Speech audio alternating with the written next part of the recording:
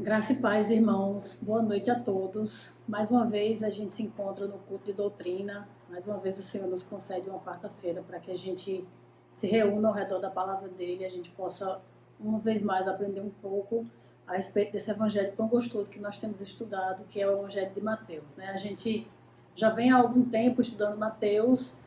A gente começou, os irmãos bem se lembram, no culto pela manhã, estudando o Sermão do Monte. A gente foi ali naquele passo a passo tão gostoso, tão detalhado, e a gente tomou tanto gosto pelo texto, a gente gostou tanto que resolvemos dar sequência e continuar estudando o Evangelho de Mateus até termos visto todo o Evangelho. Esse não é o primeiro Evangelho que a gente estuda, nós já fizemos isso também com o Evangelho de João, muito antes de acontecer a pandemia, muito antes da gente ter a necessidade de instalada da gente ter esses cultos gravados, que terminou deixando esse legado para a gente de continuar estudando doutrina através desse canal que Deus nos concedeu no YouTube, e tem sido bênção, tem sido muito gostoso, muito abençoador para a vida da gente. E a essa altura, a gente já estudou boa parte do Evangelho de Mateus, a gente já viu o Senhor realizando grandes obras, a gente já viu ele curando, a gente já viu Jesus expulsar demônios, já vimos Jesus ressuscitar mortos, controlar a natureza, a gente já viu o Senhor enviar os discípulos dele com recomendações como deveriam se comportar, mas para pregar a mensagem de salvação. Nós vimos também muito abertamente, obviamente, porque essa é a missão dele, foi para isso que Jesus Cristo também veio, ele mesmo pregar e ensinar a respeito do reino, a respeito do evangelho, né? Na realidade, é assim que começa o capítulo 11, que é o texto no qual nós estamos, né? Após instruir os discípulos que fossem pregar, dar a eles as recomendações necessárias, Jesus não tira férias, ele não para de fazer o que ele veio fazer, mas ele continua indo às cidades e pregar. Ele continua ensinando as pessoas que tinham necessidade dele, enquanto os seus faziam aquilo que ele mandou. E assim, irmãos, a gente chega ao cenário do texto que nós vamos abordar na noite de hoje, que é o texto de João 11, nós vamos do verso 2 até o verso 6. E esse texto ele tem um cenário que é muito específico a ele, né? Esse texto ele trata prioritariamente de João Batista e Jesus. Na realidade, o texto trata de um episódio importante na vida de João Batista, né? João, que é primo do Senhor Jesus, um primo querido, alguém que a Bíblia chama de voz que clama no deserto. Ele serviu ao Senhor como um arauto. João anunciou a vinda do Senhor e já pregava que o reino está próximo antes mesmo de Jesus Cristo pregar. E nesse texto o cenário é que João ele já estava preso. João ele tinha sido colocado no cárcere já por Herodes, e a gente sabe, porque conhecemos o Evangelho, que João não sairia daquela prisão com vida. Na realidade, aqueles eram sim os últimos dias de João Batista. E João foi preso porque ele resolveu denunciar o pecado de Herodes. Herodes tinha se casado com a esposa de seu próprio irmão, e João não ficava calado com relação a isso. Ele desaprovava, e não somente em segredo, mas ele condenava publicamente essa postura. E isso levou João ao cárcere, por isso que ele foi preso. E nessa situação de solidão, de prisão, esse homem, né, o mesmo João que, ao ver Jesus já na sua idade adulta, no momento em que Jesus aparece diante dele a primeira vez, João reconhece o Senhor Jesus como sendo o Cordeiro de Deus, que veio para tirar o pecado do mundo. Esse mesmo homem que foi capaz de reconhecer a pessoa de Cristo, ele nesse momento de solidão, de prisão em sua vida, ele fica confuso. João, irmãos, provavelmente esperava que Jesus ele exercesse aqui na terra um ministério de julgamento. Não à toa ele fala o que fala no início das suas palavras nos evangelhos, né? Ele fala às pessoas a respeito de condenação, de que o machado já estava posto à raiz das árvores, e João esperava, muito provavelmente, que assim fosse o julgamento de Jesus, e ele não era isso que ele estava vendo acontecer a priori. Prioritariamente não era isso que Jesus vinha fazendo. Talvez se passasse na cabeça de João Batista perguntas como: o que é que Jesus, que eu reconheci como o Cordeiro de Deus, que é o Messias, que provavelmente é o Messias, O que é que ele faz andando na Galileia? Por que ele não se concentra em Jerusalém, que é a cidade do rei Davi? Inúmeras questões, inúmeros questionamentos podem ter se passado na cabeça de João Batista. Seja qual fosse o motivo, seja qual fosse a razão pelo que isso aconteceu, é assim que João se encontrava, nesse momento de confusão, de repensar coisas que ele já havia declarado antes, de pensar melhor a respeito delas, talvez de até remoê-las um pouco. Era essa a situação em que João se encontrava quando se deu na vida dele e na vida de Jesus a passagem que vai ser narrada hoje.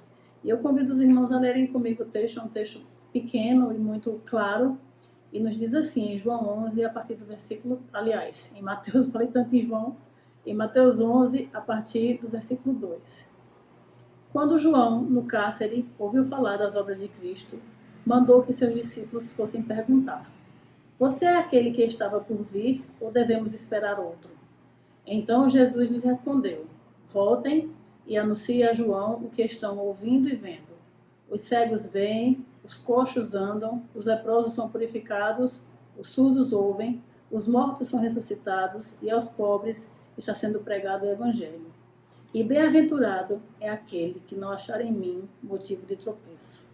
É um texto muito claro, né, na versão NAA e na versão Almeida Revista e Atualizada, o último versículo diz assim, né? E bem-aventurado é aquele que não achar em mim motivo de tropeço. Eu acho interessante também a gente conhecer outros textos, como por exemplo da Nova Versão Transformadora, que é um pouco mais claro, em que o tradutor colocou da seguinte maneira: felizes são aqueles que não se sentem ofendidos por minha causa. E aqui se encerra o texto que nós vamos abordar hoje, irmãos. Então, provavelmente se passava na cabeça de João Batista questionamentos como: eu entendi certo ou estava errado quando eu reconheci Jesus da maneira como eu reconheci? Será que eu me equivoquei? Será que eu, porventura, teria metido os pés pelas mãos e pensado erroneamente? Não necessariamente uma dúvida a respeito de Jesus, pode ter sido somente uma confusão de entendimento mesmo, mas pode sim ter sido uma dúvida. Não necessariamente uma falha na fé, ainda que porventura tenha havido essa confusão na mente dele, ou ainda que tenha dúvidas com relação, elas podem ter acontecido com relação a si mesmo, a forma como ele compreende as coisas. Mas também pode sim ter sido uma dúvida com relação à sua fé, ao fato de ter ou não colocado a fé na pessoa correta, no objeto correto. No mínimo, João Batista estava passando aqui por um momento de confusão. E o Senhor Jesus, maravilhoso como sempre é, ele tratou logo, independente da situação pela qual o João estava passando, e ele conhecia a situação, obviamente, mas o Senhor Jesus tratou logo de colocar os pingos nos is, de colocar as coisas da maneira correta. E Jesus, ele começa mostrando aos discípulos de João, e porque ele sabia que aquela mensagem obviamente chegaria a João, então mostrando diretamente ao próprio João, como prova de quem ele mesmo era, como credenciais dele mesmo, as suas obras são ainda, mas eram naquela época milagrosas e que eram também humanamente impossíveis de serem realizadas. Se não fosse através do poder de Deus, elas não aconteceriam. E só Jesus, ele poderia fazer as coisas que ele cita no versículo 4. Né? Só Jesus, porque Jesus é Deus, poderia realizar esse tipo de coisa, de fazer cegos verem, coxos andarem, de fazer leprosos serem purificados, de surdos ouvirem, mortos serem ressuscitados, de, especialmente, maravilhosamente, o Evangelho ser anunciado àquelas pessoas que não tinham esperança nenhuma. Aos pobres, tanto de dinheiro, quanto mais ainda, pobres de oportunidade de se aproximarem de Deus, porque o contexto da época afastava as pessoas de Deus. Jesus mostra isso diante dos apóstolos, dos discípulos de João, sabendo que isso chegaria aos ouvidos do próprio João. Ele coloca essas coisas para que João percebesse que ele era quem ela era. E aqui a gente tem a nossa primeira lição. A primeira lição é a seguinte: obras, aquilo que nós fazemos, embora elas não nos salvem, elas não sejam suficientes para a salvação, mas obras testificam sobre identidade. As de Jesus testificavam sobre a identidade dele, comprovavam a olhos vistos de todos, indiscutivelmente, por isso que ele corrige João, quem ele é. Assim também acontece conosco, irmãos. Assim como os milagres do Senhor Jesus, como as suas obras, como a maneira dele proceder, tornavam claro quem ele é, assim também as nossas atitudes, as nossas escolhas, o nosso modo de agir, de proceder, revela a todos quem nós somos. A gente precisa se lembrar de versículos como os de Mateus, capítulo 7, do 16 ao 18, que a gente já estudou, que Jesus diz assim: pelos seus frutos vocês os conhecerão. Por acaso se colhem uvas de espinheiros ou figos de ervas daninhas? Assim, toda árvore boa produz frutos bons, porém a árvore má produz frutos maus. A árvore boa não pode produzir frutos maus e a árvore má não pode produzir frutos bons. Aquilo que a gente produz, a maneira como a gente se porta, ela glorifica ou ela envergonha o Senhor. Ela fala a respeito de se nós somos crentes ou se nós não somos crentes. Não adianta somente dizer que é crente. A gente precisa ser crente. E sendo crente, essas coisas elas vão se revelar. Essa verdade vai se revelar através daquilo que nós praticamos. Porque a Bíblia fala que nós somos chamados para boas obras. Embora elas não nos salvem, nós somos salvos para que as fizéssemos. Boas obras, elas devem seguir a vida daquele que se diz crente em Jesus. Eu preciso mostrar às pessoas essa diferença que há em mim, e só existe um jeito de mostrar que seja visível e compreensível, que é através daquilo que eu faço, da maneira como efetivamente eu vivo. Então a gente aprende aqui, quando Jesus coloca diante dos discípulos de João as coisas que ele tem realizado através do poder de Deus, a maneira milagrosa como ele se porta, que glorifica a Deus e mostra realmente que ele é Deus, que ele é sim aquele que se esperava. Assim como Jesus fez assim, usou as coisas que a prática de vida que ele tinha, a nossa prática de vida também precisa comprovar a nossa identidade, precisa comprovar que nós somos crentes. Obras, elas testificam sobre identidade. Fizeram assim com o Senhor Jesus e servem para a mesma coisa na nossa vida. E essa é nossa primeira lição na noite de hoje, irmãos. A segunda, ela já se segue.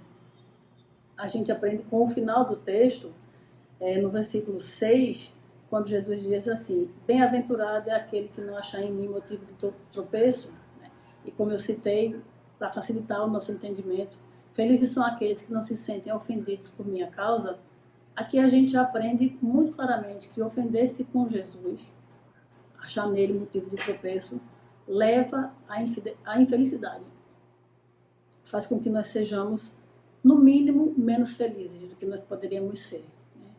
Nesse verso, nessa frase tão pequena, né, tão direta que o Senhor fala, a gente vê Jesus falando diretamente, né, ou indiretamente, porque é um recado que vai ser passado pelos discípulos, mas falando a João Batista de uma maneira que corrija a postura dele. Jesus, e não é de qualquer forma. Jesus, depois de encorajar João Batista, mostrando para ele os milagres, a constatação da realização da obra de Deus na vida de Jesus, né, na sua própria vida, Jesus, com toda a naturalidade, porque ele assim podia fazer, ele assim pode fazer na vida de qualquer servo, ele repreende aquele servo dele pelo momento vacilante pelo qual João Batista passava.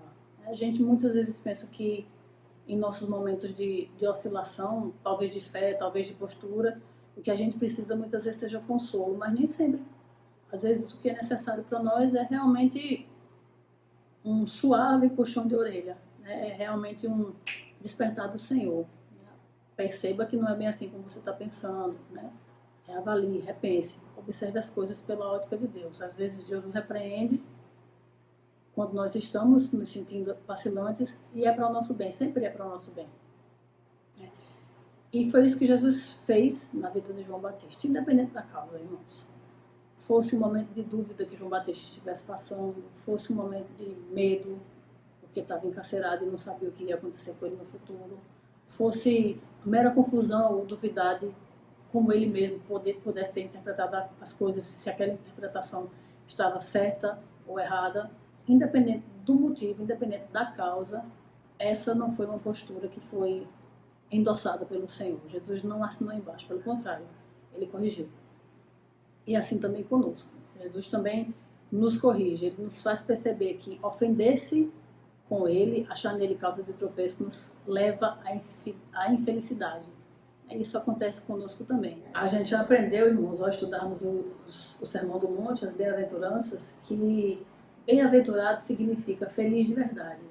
E se nós queremos que na nossa vida isso se cumpra, se nós queremos ser felizes de verdade, a gente precisa se esforçar para não se sentir ofendido, para não se sentir escandalizado, se sentir prejudicado, se achar em Jesus motivo de tropeço, achar nele algo que seja falta, né? Não nos sentir ofendidos por nada que esteja ligado a Cristo. Tudo a respeito do Senhor Jesus é bom, até quando a gente está confuso. Tudo em Cristo é perfeito, independente do nosso medo. Tudo em Cristo é santo, ainda que a gente duvide, ainda que as circunstâncias da vida nos levem a duvidar. Confusão, temor, dúvida, essas coisas elas são inerentes a nós. Elas acontecem porque nós somos fracos, não porque o Senhor é falho. O Senhor, ele é perfeito. A obra do Senhor é santa. Mesmo que essa obra muitas vezes nos conduza a situações de tribulação e de estreito, independente disso, né? Qualquer falha que possa haver, ela é de nossa parte, nunca da parte do Senhor. Ele é perfeito, o plano dele é perfeito, a obra dele é santa. Tudo que diz respeito ao Senhor é bom. Nele não há sombra nenhuma. E João, depois de tudo leva a crer, né, que esse recado chegou sim a João. A gente vai só encontrar João não vacilando, mas na postura que ele tinha permanecendo e por conta dela sendo decapitado. Mas João, possivelmente, muito provavelmente, né, a Bíblia leva a gente a entender que sim, ele entendeu o recado do Senhor Jesus. E a gente vê João perseverando até o fim. Ele não desiste. João não se move do pensamento que ele tinha de condenar o pecado. Ele permanece na postura que ele tinha. E João, ele não temeu sofrer. Ele cumpriu a tarefa para a qual ele foi chamado. E fazendo isso, ele foi bem-aventurado.